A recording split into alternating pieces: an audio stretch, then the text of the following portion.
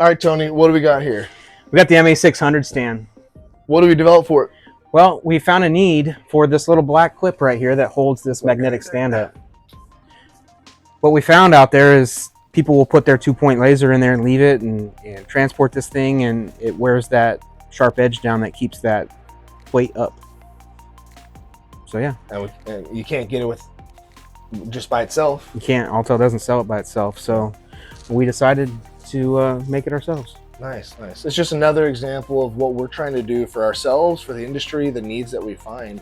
It's constantly changing whether we can get certain tools, what kind of tools work well. So this is just another example of us trying to add to the industry, trying to find better ways of going about our days without having to spend a ton of money.